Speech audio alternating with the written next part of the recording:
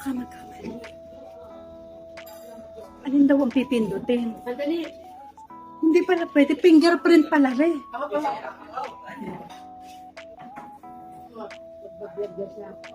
Kasama ko dyan sa kape. Open mo na yan, alam mo. Alex! Pindot ko na naman, pindot ay ayaw naman bumukas. Eh, yung tirahin niya yung... Ayun! Sinabi na fingerprint.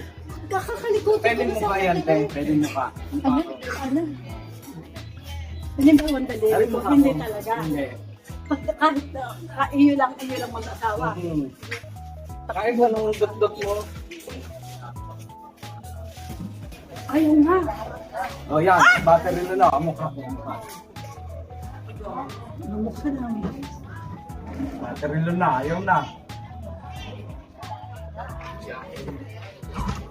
Hindi naman alam magaling pero bait. Wow! Ako pa naman ako doon sa nagluto eh. Ikaw naman yun, te. Hindi naman magbuka. Dumating lang ako sa pinakita ang kanyang mukha. Sabi ba ng pinto? Ay, dul-dul ko na lang. Dul-dul. Umakit ka sa taas. Umakit ka sa taas. Ay, yung tingnan mo. Anak ko, hindi na patapos. Ako pa ang tawag mo. Hindi. Hindi. Hindi mo sa loob. Ayaw ko tayo. Ito ang kanilang pantry. Pantry. Dili ang kanilang pantry. Ay, ito mo na aso. Ay, magdadala ng basket.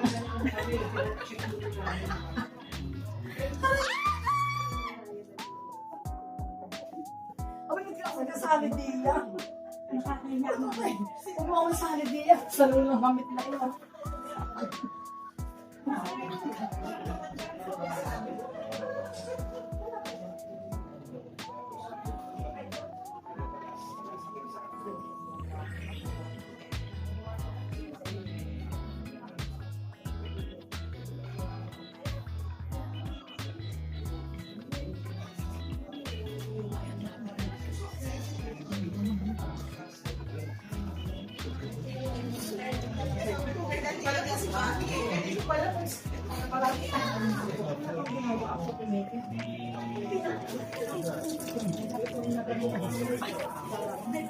Akala ko sa Facebook lamang meron. No, yung nga pala ito na.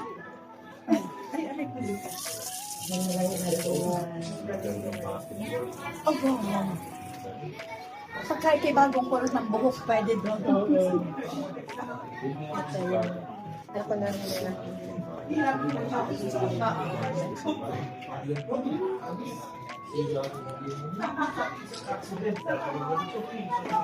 Katong man yan, katong yan. Eh, baka may kiyak. Eh, sige, dalawa. Sige. Hindi. Not wise. Same size. Wise na. Wise na.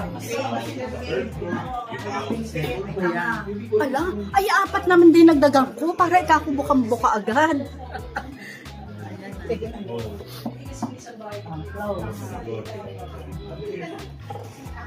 Agaw!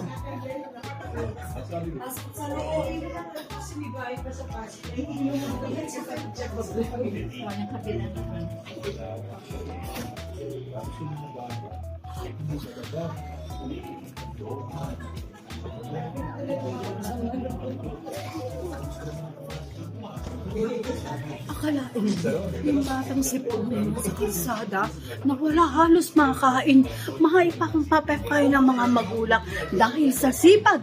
Ang galing. Dito pa sa kapwa.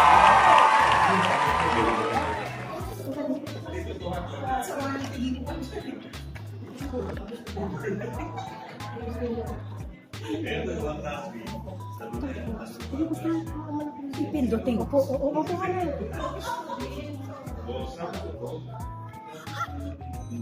ay, huwag ko bitawan.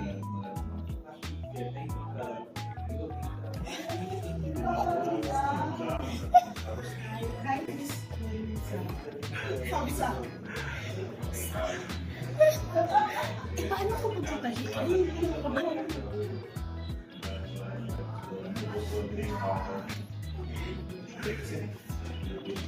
Hindi mo na. Nung tayo'y nasa bagsok, mag-aabog daw papanig ang tsinelas.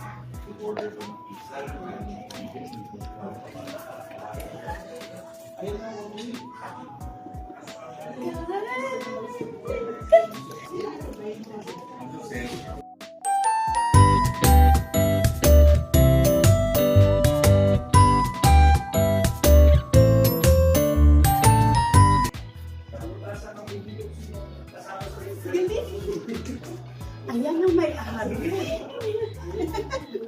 Ay, Open ko lang yung pinto.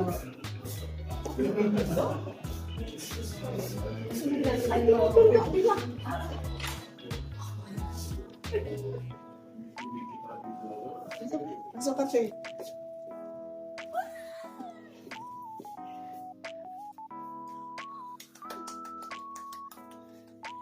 Focus mo yung lumang picture.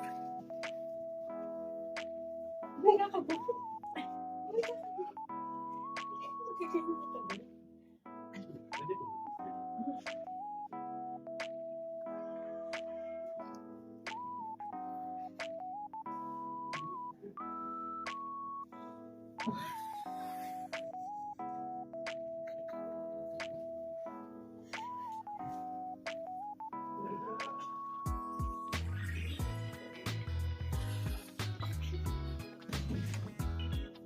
Ganda. Okay na, Che.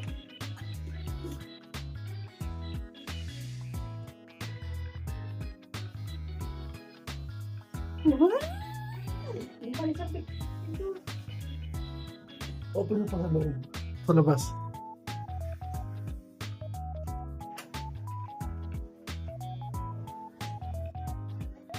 Ganda.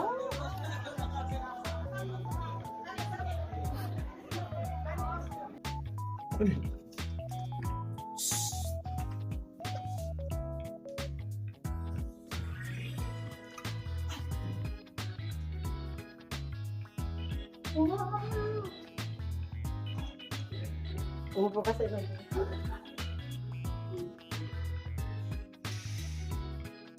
Ang ganda.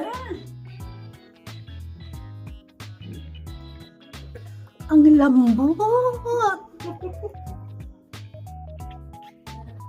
Ito yung sala ko.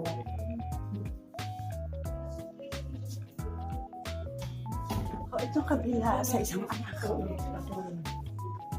Okay na.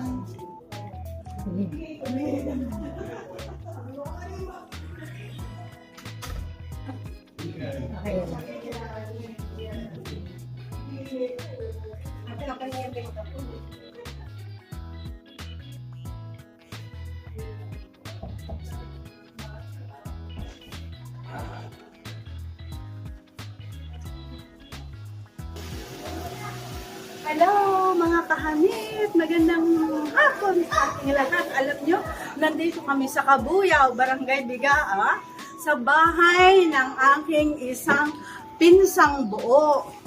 Napakaganda at napakalamig ng lugar. Alam nyo ba? Ang ganda-ganda ng bahay niya. Ipinasyal ko kayo sa bahay niya. At lahat ng kwarto ay aking pinasok. Nakakagulat. Ang kanyang mga pinto. Ayaw magbukas pag ako ang pumipindot, ha? Ang gusto ay kamay pa ng may-ari at mukha ng may-ari. Talaga naman, gayaan pala ang makabagong henerasyon. Pero, antay mo na, ako yupod, masakit na ang aking maikwento. Ang buhay nila, nung kami ay nasa Mindoro, kami mahirap na mahirap lamang. Ang father ni Rex at saka ang mother ko, magkapatid. Mahirap lang ang buhay namin noon. Ang aming source of living ay yung pagtatanim ng palay, tsaka pagtatanim ng mga halaman, farming. At kami ay noon ay napakahirap ng aming buhay. Noon ay kinakain namin ay may kisa. bigas na nilagyan ng nilagang saba para kami ay may pang-ulam. Pero dahil sa ang batang ito ay napakatyaga, napakabait, at ang lahat ng kanyang pagsisikap ay sinamahan ng mga panalangin. Kaya naman hindi naging madamot ang kapalaran at ang biyaya ng Diyos. Kaya paalaala sa ating lahat ang pagsisikap, samahan ng pagtitiwala at pagdadasal sa Diyos. Dahil kailanman hindi naging maramot ang Diyos sa lahat ng sa Kanya ay humihingi ng awa. Bye!